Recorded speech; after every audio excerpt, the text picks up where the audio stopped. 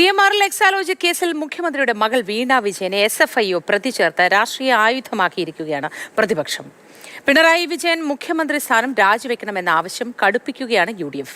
കോൺഗ്രസിന്റെ നേതൃത്വത്തിൽ മണ്ഡലം തലത്തിൽ ഇന്ന് മുഖ്യമന്ത്രിയുടെ കോലം കത്തിക്കും. അതേസമയം മുഖ്യമന്ത്രി പിണറായി വിജയനെ ലക്ഷ്യമിട്ട് നടത്തുന്ന നീക്കമാണ് മകൾക്കെതിരെയുള്ള കേസ് എന്ന വിലയിരുത്തലാണ് CPM.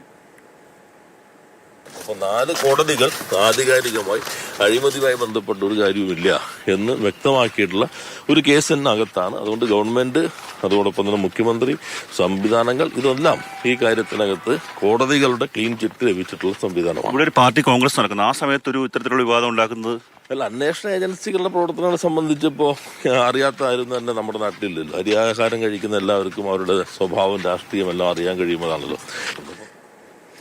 തിരുവനന്തപുരത്ത് നിന്ന് അമൽ തേനമ്പറമ്പിലും മധുരയിൽ നിന്ന് കണ്ണനായരും നമുക്കിപ്പം ചേരുന്നു. ആദ്യം അമലിലേക്ക്. അമൽ, ഗുഡ് മോർണിംഗ്. വളരെ സീരിയസ് ആയ കാര്യങ്ങൾ അന്വേഷിക്കുന്ന SFIOയുടെ അന്വേഷണത്തിലാണ്, ഈ കുറ്റപത്രത്തിലാണ് വിചാരണയ്ക്കുള്ള അനുമതി നൽകിയിരിക്കുന്നത്, വിചാരണ നടത്തണമെന്ന് പറഞ്ഞിരിക്കുന്നത്. പക്ഷേ അപ്പോഴും CPM പറയുന്നത് ഇത് ഒരു രാഷ്ട്രീയ ആയുധമാക്കുകയാണ് ചെയ്യുന്നത്, രാഷ്ട്രീയ ആരോപണം മാത്രമാണ്. പിണറായി വിജയൻ എന്ന മുഖ്യമന്ത്രിയെ ആക്രമിക്കുന്നതിന്റെ ഭാഗമായാണ് മകൾക്ക് നേരെ ഇത്തരത്തിലൊരു കേസുമായി മുന്നോട്ട് പോകുന്നത് തുടങ്ങിയ കാര്യങ്ങളാണ്. ഇപ്പോഴും പാർട്ടി അതിനെ നേരിടുമെന്നാണ് പറയുന്നത്. അതെങ്ങനെയായിരിക്കും?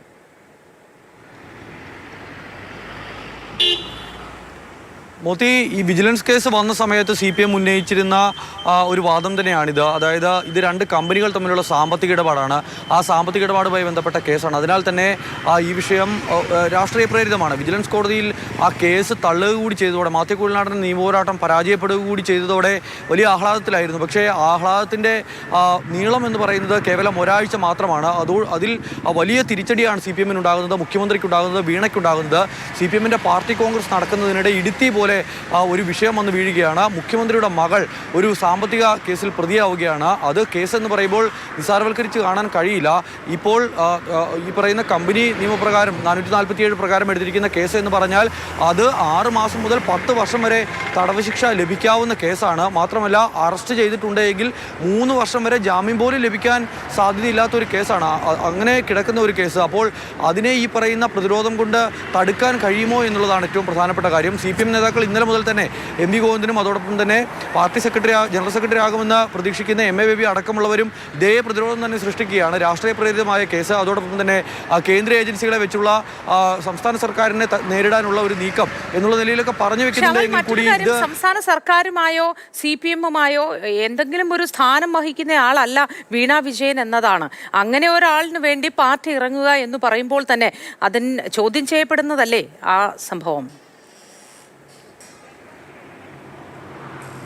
AK ബാലനെ പോലെയുള്ള നേതാക്കൾ മുഖ്യമന്ത്രിയുടെ മകൾക്കെതിരെയുള്ള ആരോപണം വരുമ്പോൾ വാളും പരിചയമായി രംഗത്തിറങ്ങുന്നത് നമ്മൾ നേരത്തെ തന്നെ കണ്ടിരുന്നു. ഈ വിഷയം വന്ന സമയത്തെല്ലാം എന്തുകൊണ്ട് പാർട്ടി ഈ വിഷയത്തിൽ പ്രതിരോധം സൃഷ്ടിക്കാൻ ഇറങ്ങണം എന്ന ചോദ്യത്തിന് പറയുന്നത് മുഖ്യമന്ത്രി ഈ വീണ വിജയൻ എന്ന് പറയുന്ന ഒരു വ്യക്തിയെ അല്ല ലക്ഷ്യം വെച്ചിരിക്കുന്നത്, അതിൽ പിണറായി വിജയനെ തന്നെ ലക്ഷ്യം വെച്ചുള്ള നീക്കമാണ് നടക്കുന്നത്, അതിനാൽ പ്രതിരോധിക്കേണ്ടി വരും എന്നുള്ളതാണ് CPM പറയുന്നത്. അത് തുടക്കം മുതൽ തന്നെ പ്രതിപക്ഷം ഉന്നയിക്കുന്ന ആരോപണവും അങ്ങനെ തന്നെയാണ്. എക്സാലോജിക് എന്ന് പറയുന്ന കമ്പനി അല്ല ഈ CMRL-ന് സേവനം ചെയ്തു കൊടുത്തത്, മുഖ്യമന്ത്രിയാണ്. അതിൻ്റെ പണമാണ് വീണ കൈപ്പറ്റിയത് എന്നുള്ള ആരോപണം പ്രതിപക്ഷവും ഉന്നയിക്കുന്നത്. അങ്ങനെ മുഖ്യമന്ത്രിയെ തന്നെ നേരിട്ട് ലക്ഷ്യം വെച്ചുകൊണ്ടൊരു നീക്കം പ്രതിപക്ഷത്തിൻ്റെ ഭാഗത്തു നിന്നും ഉണ്ടാകുമ്പോൾ, ഈ പറയുന്ന അന്വേഷണ ഏജൻസികളുടെ ഭാഗത്തു നിന്നും ഉണ്ടാകുമ്പോൾ അതിനെ പ്രതിരോധിക്കുകയാണ് തങ്ങൾ എന്നുള്ളതാണ് തുടക്കം മുതലേ CPM പറയുന്നത്. നിലവിലെന്തായാലും കടുത്ത പ്രതിസന്ധിയിലാണ് CPM നേതൃത്വം എന്ന കാര്യത്തിൽ സംശയം വേണ്ട.